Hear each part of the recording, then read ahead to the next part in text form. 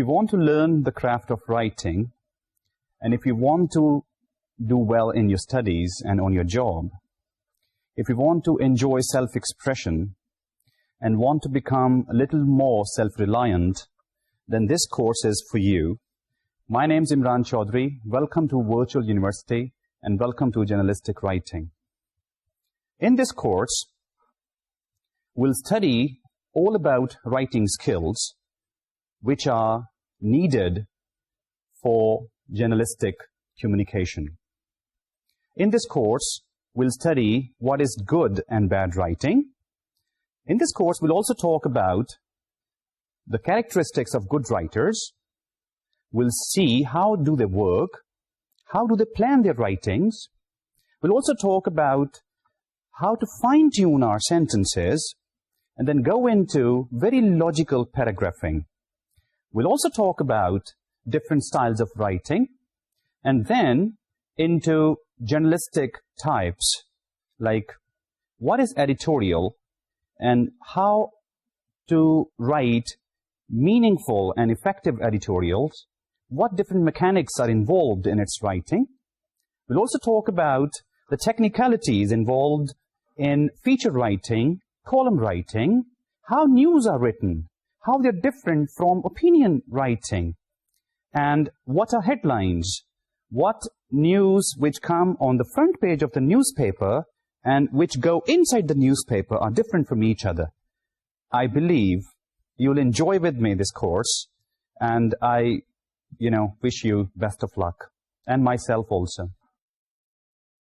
Today, I will not try any hyperbole or any over-exaggeration to stress upon the importance of writing skills in your personal and professional life. Rather, I'll prefer quoting Dr. Donald Norman. Dr. Norman is actually a cognitive scientist working with the Stanford University. He was once asked by, some journalists, by researchers, that if he could rank 20 most significant, rather I would say 20 smartest tools which had the greatest impact on human civilization. Dr. Norman thought for a while, and then his pen started moving, and after a brief while, he enlisted those 20 tools. The first tool which he wrote was writing skills. And then there were many other 19. Then, after another brief while, what he did actually, he encircled the first tool and deleted the remaining 19 and handed that sheet over to his, colleagues. So, according to Dr. Norman, it was writing skill which had the greatest influence on human civilization. Let's see what actually, he wrote at that time. Let's take a look. The invention of writing is probably the most important tool for human advancement, making it possible for each new generation to build upon the work of the previous, to transmit knowledge from person to person, across cultures and time. I repeat, the invention of writing is probably the most important tool for human advancement, making it possible for each new generation to build upon the work of the previous, to transmit knowledge from person to person, across cultures and time. My dear students, I don't know whether you agree with Dr. Norman or not, but I don't find any option but to agree with him that yes, these are writing skills which has brought revolution in human contact and in human civilization all over the world. Even so, I would say that writing skills from your first grade through your school, college, university, and throughout your adulthood will remain very important in your life. And very frankly speaking, very frankly speaking, all human beings have something to express. Styles may be different. Writers may write on paper. Painters may paint on canvas. Gardeners may express through flowers. Singers, they can express through their singing. Musicians can express through their songs, and whatnot and whatnot. Just imagine that you don't express for a day. Try it. You know what's going to happen? You'll burst. You'll feel like, writing a long letter to your friend. You'll feel like, singing a song, or drawing a painting, or making your garden, In old times, men of religion, they used to go to wilderness, and they would impose silence on them. But actually, they would go there to do what? They would go there to have a word with the God. They had lots and lots of thoughts, welling up in them. And in the wilderness, very quietly, very, very quietly, in very, very private moments, they would share their thoughts with the God. So what they were doing? Of course, they were expressing. So this is how I believe the expression has importance in human, life. And when we talk about writing or painting, it's expressing the same thoughts with the help of pen or brush on a piece of paper or on a white canvas. So this is how things, do. Now, let's try to find out what writing is. And we are going to do it together, I and you. Okay? Are you ready? All right. Let's find out what writing is. And I'll give you the first point. And the second point, you are going to give me, my student. Okay, the first point, writing is what? Well, writing is very practical. Writing is very practical. I mean, every day in our life, morning to evening, inside home, in the market, what we do actually, we are making lists. We are preparing reminders, jotting down ideas. We are writing instructions. We are writing notes. So writing, don't you think, is practical? Of course, yes. Now, second point you give. Come on. Try. Come on. Try. What did you say? Oh, yes, I agree with you. Writing is job-related. 1001. And I believe you've given me the most important point where writing skills are involved. All professional and white-collar workers write a lot. They are busy writing reports. They are busy writing, letters, memos. They are busy writing, see, day-to-day, issues, problems are there. They are like, pen and paper, writing solutions, and whatnot and whatnot. Okay, now let's go down to the third point. Writing is social also. We write, all of us, most of us, if not all of us, write, letters of gratitude, thank you letters, letters of appreciations, and we invite our friends. And the fourth point, I believe, writing is highly stimulating also. Writing provokes our thoughts to come out, and through pen, they get on our papers, okay? And we then very logically, in a very concise manner, we make them presentables. And last but not least, writing is therapeutic also. Ask yourself that many a time, you feel that perhaps you cannot express your feelings through speaking. So you keep your feelings very much inside your heart.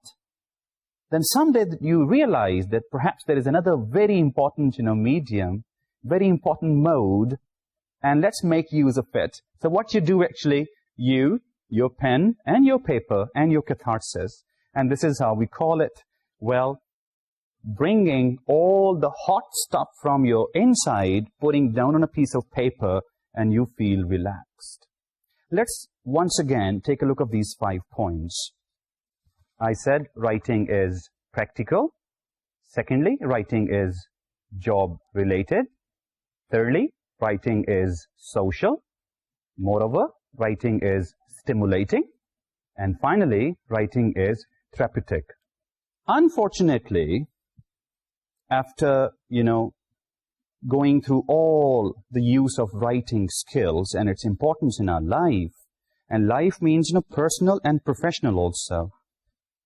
Why I said unfortunately? When we see, the reality, when we go into a practical world and see whatever we are talking here, is it put into practice also or not?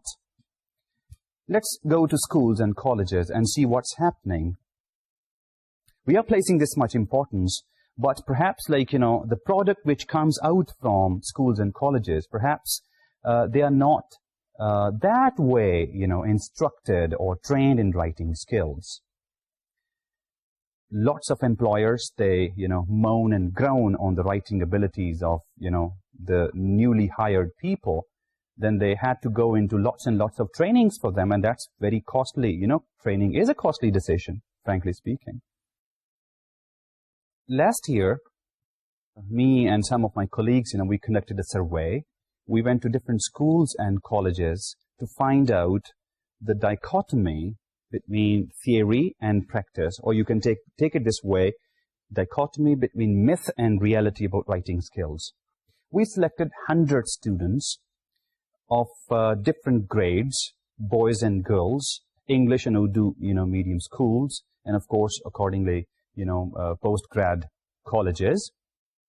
And the results of those survey, they were really shocking, frankly speaking.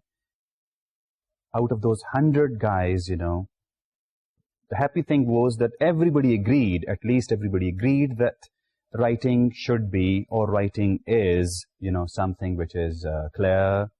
Writing is something, which is, let's say, coherent. It's something, which is organized. But when we put them into practice, we were disappointed.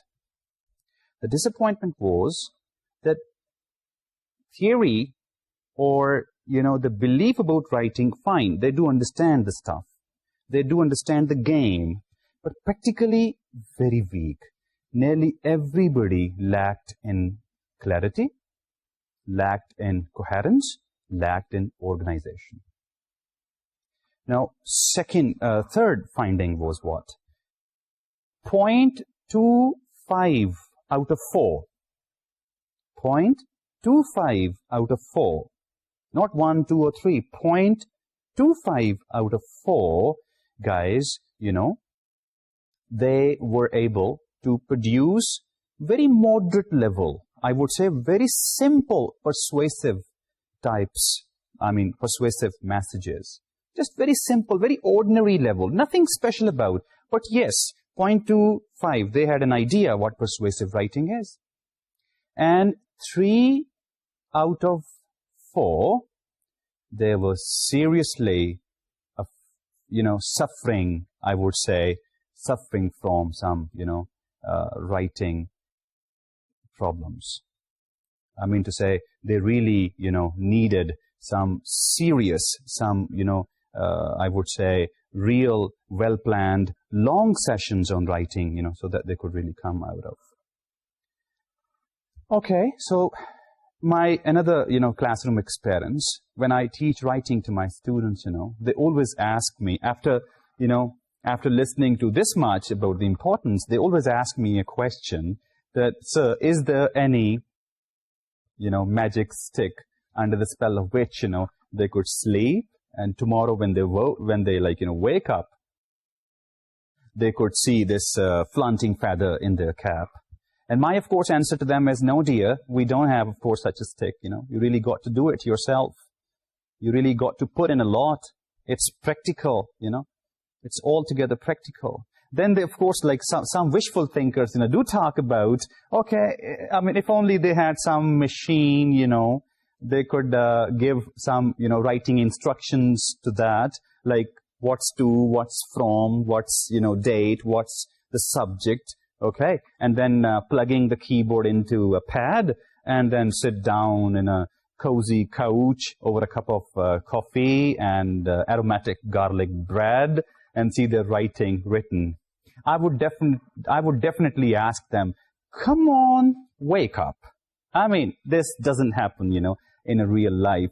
Rather, we don't have such a gizmo available in the market, which could really take control of your writing. And why it should, Why there should be such a machine? I mean, just imagine your words, ideas are controlled by something else. That would be the last day in your life, I would say. Come on, we can't afford it. Writing is too important to be given it to machines. You should take care of it. You should take control of it. So, no shortcut, no formula, and no bag of tricks to learn writing skills. You have to do it yourself. And you have to really, work it out. Frankly speaking, very, very frankly speaking, and you take it a frank truth, that writing skill, yes, as to many, is difficult. So let's see now what makes writing so difficult. Yes, the first point which I can give you is writing is difficult because it involves one rare skill. And that rare skill, I believe, is the straight thinking. And let's see what other points are involved in the art of writing. The first of all, writing well requires clear thinking. Number two, it requires sufficient time. Number three, a meaningful task. Number four, interest. Number five, practice. And finally, revising. Now, when we say clear thinking, see, all of us have lived many years.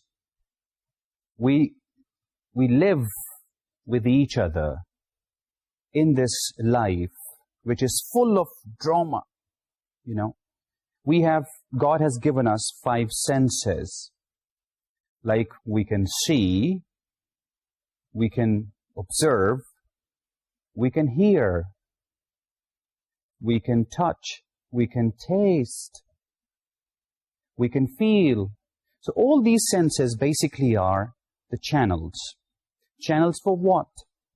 Information, which is happening all around us. Different incidents, events happening all around us. Through these 5 channels, they penetrate. They enter us. They sneak into. So I believe we have lots and lots of stuff stored right inside us. A huge stock. What we need to do is, we need to channelize this stock. We need to bring this stock very logically, in a very sequenced manner, out on a piece of paper. So there you need actually clear thinking, straight thinking for writing. All writers are straight thinkers. They have, wonderful abilities to critically think, to plan out in split seconds, and then that becomes your habit. With the initially, of course, you'll feel it difficult. You'll see a rush of stuff, or you'll see no traffic of thoughts. But with the passage of time, the moment you hold paper and you hold pen in your hands, that, thinking skills are on in your mind, and then your brain starts, welling out information. So clear thinking is number 1. And I would like to, give you one terminology, IT terminology. They say it's, GIGO. I mean, garbage in and garbage out. And I would like to, use the same thing for writing skills, that clarity inside, clarity outside. So if you're clear inside, your messages which you produce, the writings which you make, they'll be very, very clear. And let's go down to the point number 2, which is sufficient time. Well, my dear students, after straight thinking or clear thinking, you gotta be, highly, highly patient which is something very, very important for writing skills. You would say, if writing is your job, then one has to be skillful enough to produce like in seconds and minutes. Yes, I agree with you, but the point is, initially it doesn't happen. But of course, like, after some months or years, you get it. But initially you got to be highly, highly patient. You got to give yourself, real time. You'll have to, out of your 24 hours, give yourself, let's say, 30 minutes or 1 hour, and very seriously, quality time, very seriously, like, try to learn it. Have some, like, books, have some tools, have, like, dictionaries along with you, and, try to do it, learn it. Our third point, which was meaningful task, you don't need actually to go out of your home to libraries, out of your city or country to find out topics for your writing. Your topics are scattered all around you, inside your home. Therefore, initially try to, write on topics which are more realistic, less abstract. Write about, your siblings, write about your parents, write about your friends, describe your home, narrate different things, which happen all around you, okay? And, give words and give thoughts, share your writings with your, your brothers and your sisters, your parents. Earn appreciation, pat yourself if they say, wow, okay? And if they say, they turn down things, no need to worry, work again, try it again, no problem. This is all like, we learn in real life. So we got to start from very realistic topics, and then, we can move further into some abstract, understandings and abstract, trying and writing. Next point was interest. Have interest in this skill also, the way you take interest, in different other, academic or non-academic activities. I believe this skill, writing, is little more tiring. When you compare it with speaking skills, there you really enjoy, you like that, But in here, it's little tiring. It's at times little boring. This is how people like, give words too. So what you need to do is have some interest in it, okay? And then you'll see, like, definitely come to you. And practice. Practice has no substitute. You got to practice it again and again. And, there is another very useful advice I would like to give you, my students, that when you write something, put it down in your drawer and forget about it, for a week or so, okay? And after a week or so, come back to it, take it out, and go through it. And you would see that a huge difference in that week's time. You would see that you yourself will be able to assess and evaluate your own done-up things. And then you can, become your own, teacher. And this is how you can see your own practiced, assessed by yourself, and then you can re-practice things, and that practice, continue throughout your learning process. And last of all, revising. You revise when we write. What we do actually, we revise our, writings. We revise for what? We revise for clarity. We revise for, let's say, conciseness. We can revise our pieces for organization. We can check whether in our writing, is there any logical sequence and progression. We can revise for words. We can revise for, some grammatical stuff. We can revise whether our sentences, they are effective. You can check, well, what's the impact, overall impact of your writing. Impact is low or impact is high. You can even check the information, or ideas or thoughts which you are sharing, you can take care of those also, whether they are appropriate, whether they are sufficient, whether they are relevant, whether all aspects you have covered. You can check the format also. Different writing pieces, require different formats. You can check that as well. You can check the mechanics of your writing also. You can check, its spelling. You can check, I would say, its punctuation. So this is how, you keep on improving your writing. And the same points, I believe, these 5-6 points actually make your writing slightly difficult more than, speaking skills or speaking activity. Now, this was actually what writing needs. Let's now take a look of those aspects which you need to, really, really focus on if you want to learn writing or you want to, be successful in this course also. These points which I'm going to share with you now are specially for you. Now, let's take a look at those points which will help you throughout this course if you want to improve your writing skills. First of all, point number 1, or you can take it this way, these are things to do. Like, first of all, make your writing real. Number 2, read a lot. Number 3, brainstorm. Number 4, keep a journal. Number 5, write together. Number 6, use games. Number 7, making lists. And number 8, copy facts.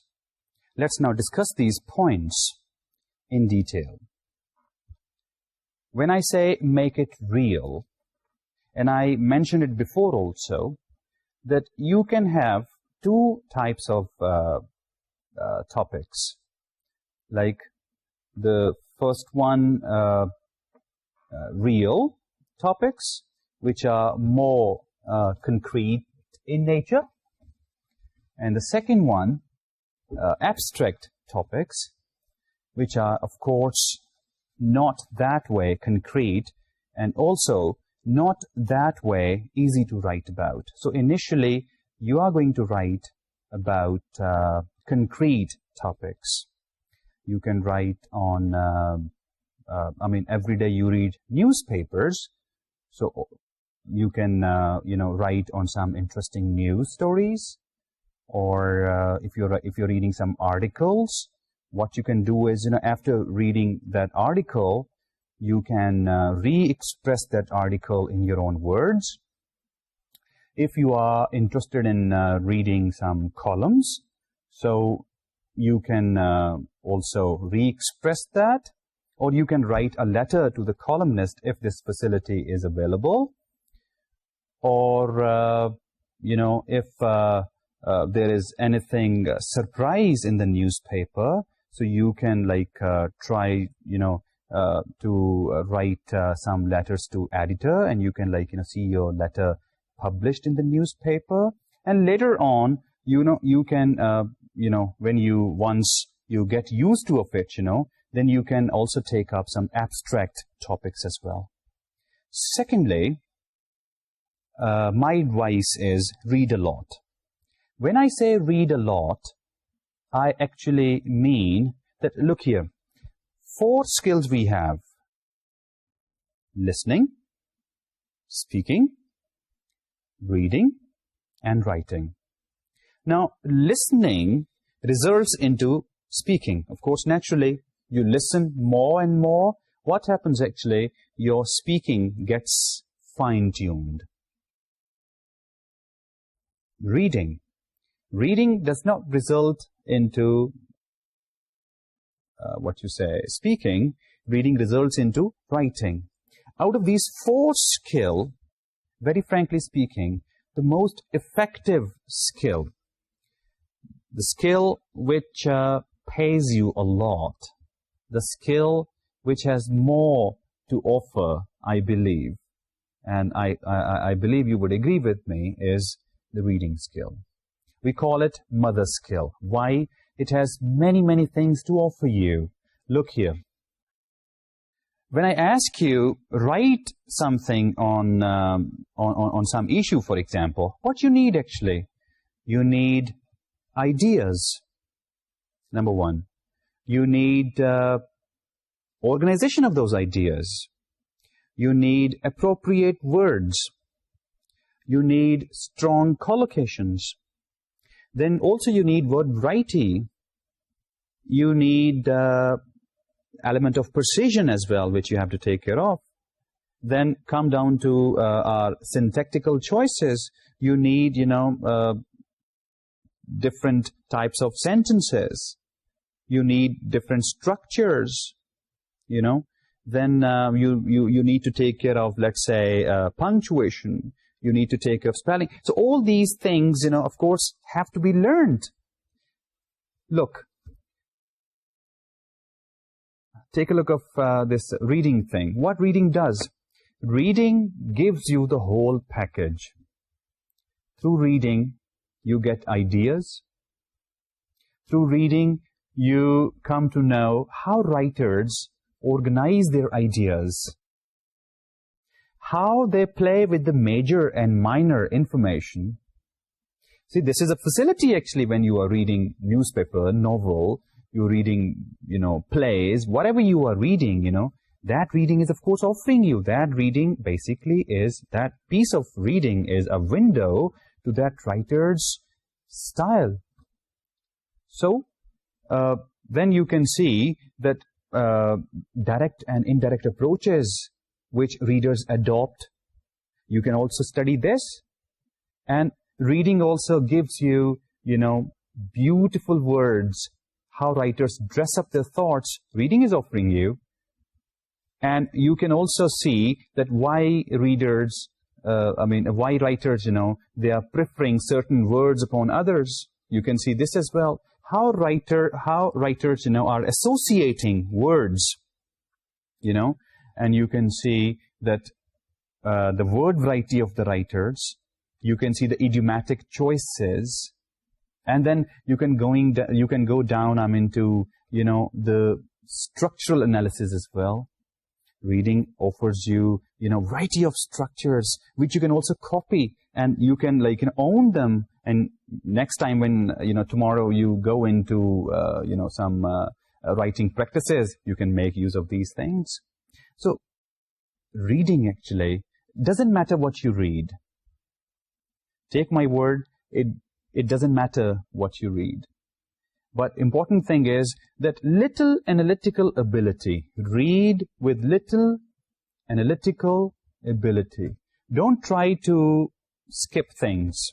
Rather, you have to, jump into, you have to scan things out, and then you can note down those stuff, and tomorrow make use of it.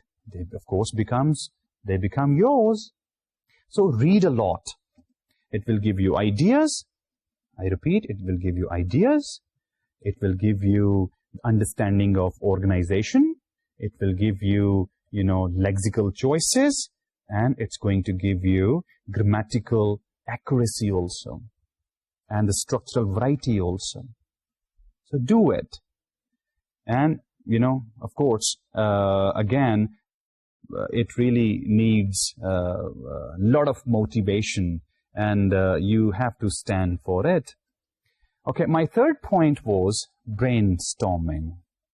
Look, writers actually, it's possible that when they pick up pen and put on a piece of paper, that they do not have nothing in their mind. So what they do, quite a few writers actually, they are gifted with this ability that they can, in just 1 second, start, non-stop, which we call as free writing. But very few people do this way. Everybody, professional or novice, everybody brainstorms. Everybody brainstorms. You can brainstorm through different ways. And in my next classes, of course, I'll talk about the brainstorming skills also, and how differently we can, produce, information out of nowhere on a piece of paper. Of course, we'll study that in detail, but try to brainstorm on different, let's say, close or open topics, and see like how much information, your mind or your brain can give you. And trust me, this is my confidence in you, that just hold a pen and paper, sit down, in some quiet place, and think of a topic. Let's say flower. Write this flower in the middle of a paper and start brainstorming. Switch on, all those lights, so that, your ideas slowly, they come down through your ink on a piece of paper. You would see that perhaps you don't need anybody's assistance. You don't need any books to read. You don't, need, encyclopedia, to get some information. This, your brain itself is an encyclopedia. But the need to do is a practice. Learn how to do brainstorming. You'll see ideas will rush out, from your mind. And then what you need more, simply, you would see how to put things together in a logical, order, and writing is done. So every day, make it your habit that at least one brainstorming you should do. Topics which can be one-word based, or topics which can be in the form of issues, in the form of some debates, could be anything. Just think of it. Like, think of your room. Think of your mother, what you can write about your mother. Think about the kitchen, think about drawing room. Think about objects, think about your clock. Think about your pen. Think about yourself. Think about what your wants. Think about your likes or dislikes. There are hundreds and thousands of topics available around you. And start brainstorming. Believe me, you will be a walking encyclopedia. Okay. The fourth one was keep a journal. Look, it's always good to have a journal with you. Now, here, journal, I mean actually, whatever you write, keep a record of it. Whatever you write, keep a record of it. And over the days and weeks and months, see the improvement. Compare and contrast your writings, okay? And, and you can, of course, correct yourself. Plus, there is one more use of journals that, you are, sitting at your home, or you are in your office, you are in your market, just take notes about and start writing. This is, I believe, the best advice I can give you, that non-stop, go ahead, and this will also develop your, free writing ability. Now, the fifth point is write together. At times you need, I believe, since we are human beings, we do need each other. So there's no harm in going into a joint venture. You can take the assistance of your, your friend. Rather, it would pay him also. Sit together, okay, and both of you brainstorm on topics. Both of you organize according to your own style, those points, and, dress up those ideas into language, and then, compare with each other. See, like, what A has done, and see what B has done, and, learn from each other's style. This will give you sort of an opportunity, to become each other's teachers. Perhaps your friends, lexical choices are great, and perhaps your grammatical range is huge, so that you can exchange. Perhaps he is more appropriate in, finding out ideas and thoughts for writing, and that thing, perhaps you can learn from him. Perhaps, you are what you say, strong in mechanics of writing, so there you can help him. So there is no harm in going into a joint venture. The next advice I can give you is, there are lots and lots of games available, in the market. There are softwares, you can bring for market, and therefrom you can learn what? There are vocabulary games, actually. You can make use of those games, okay? Improve your vocabulary every day, like make it an appointment with your, word stock. You good writers, they have a huge stock of words. I again and again, like, I stress upon the same thing. Writing is a game of three, of course, things: information, organization, and, of course, language. And in language, the major part is played, of course, very major part, I would say, is played by the word stock. Have lots and lots of words. And where from you can get those words? Well, there are different tools. Again, for this, fundamentally, you'll have to rely on, let's say, some magazines. Take the example of Reader's Digest, for example. It has got many things to offer you. There are, lots and lots of articles in it. There are, 2-3 features also. There are like some fun stuff in it. Some jokes are there. Some personal stories are there. Some quotes are there. And vocabulary building activities are there. So what? Get one, digest. This is just an example. You can, go and see, in the market, if you are interested in sports, for example, buy sports magazines. You're interested in wrestling, go for the wrestling stuff. You're interested in, heavy bikes, go for the heavy bikes. Doesn't matter. You need to have one of your choice. Bring it home, and then you need one more tool. What's that tool? That tool is dictionary. Now, what you got to do is, or maybe to spend a little more, go for some highlighters, okay, of different colors. All right. Now, and yes, I shouldn't forget that. Of course, you need one small copy. All right. Now, these 3-4 things are around you. Now, just start going through, your, that magazine article or whatever. And whatever word you find, interesting, highlight that, look it up, its meanings from dictionary, and note it down in the copy. So every day you can, make it a habit of learning 10 to 15 words. If not, if it looks as if there are too many, okay, no problem. Go down to 5 to 10, words every day. And the next day, when you start, copying another 5 to 10 or 10 to 15, revise your previous words, and this is how you can increase your word stock. And try to use it. It doesn't matter what language you use. For example, you're learning, let's say, English language you are learning, okay?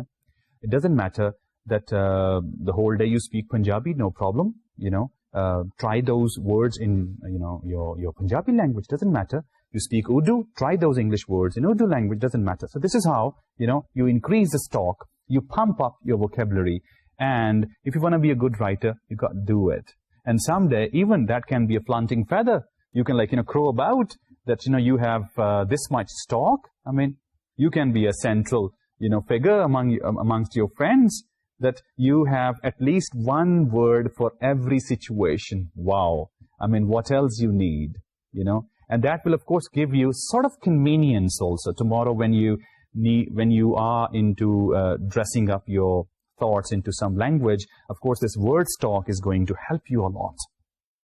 You will not you'll not suffer from that linguistic constipation, that you do have information, perhaps you don't have that right, expression. So this is really, really important. And my next point was making lists.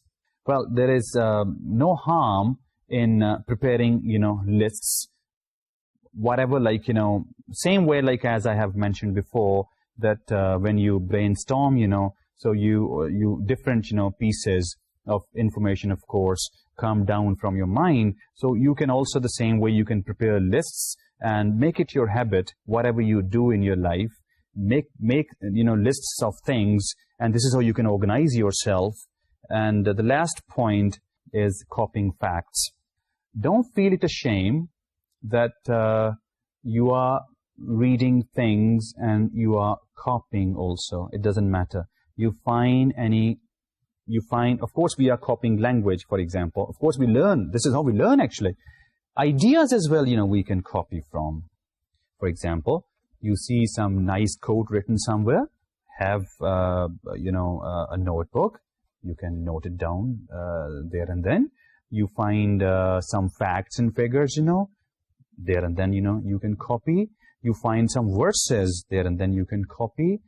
Some nice ideas, I mean to say unique ideas, for you. You can, of course, you can copy that. There is no shame in it. Tomorrow, when you'll be writing, then that notebook becomes your reference book, having lots and lots of information you can make use of.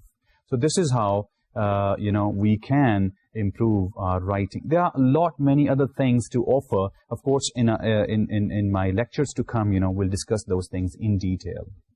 Now, some of you might be wondering that if one can speak good language, then why to learn writing? I mean to say, won't it be enough if one knows to speak adequately? Not this way that whatever we speak, we, put the same thing on piece of paper. Why to, from scratches, start learning altogether a new mode? My dear, writing is not just putting your words down on your paper. Writing is something else. Rather, I would say there's a huge difference between speaking and writing. There's a huge difference. They are, if I'm not exaggerating, they are totally different. Let's take a look now. What are the major differences between speaking and writing?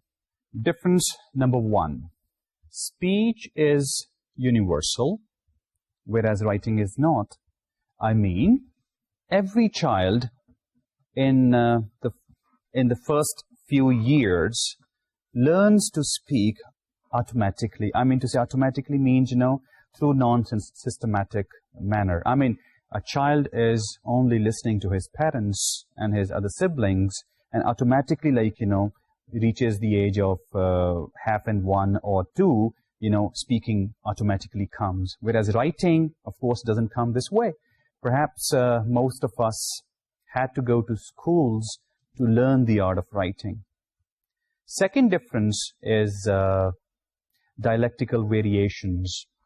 Look, when we talk about speaking, we see that, different people speak differently. Take the example of, Britishers. Take the example of Scottish. Take the example of Canadians. Take the example of Americans. Take the example of, Australians. Take the example of Indians. They all speak different English. Their words are different. Their structures are different, Their styles are different. At times, they're like, word which are specialized, regional. We at times call them, slang. They are totally, not that way standable. Whereas writing, on the other hand, is standard globally. We have to have standard words, have to have standard structures, and we have to have some standard formats to, follow in writing. The third one is speakers use voices and bodies. There is some rhythm, there is, facial expression, there's, gestures, whereas, writers, they simply have to rely on his words, and this is how, they deliver messages. The next difference, speakers, they use pause and intonation, whereas writers only use punctuation. Speakers pronounce their words, and writers, spell them out.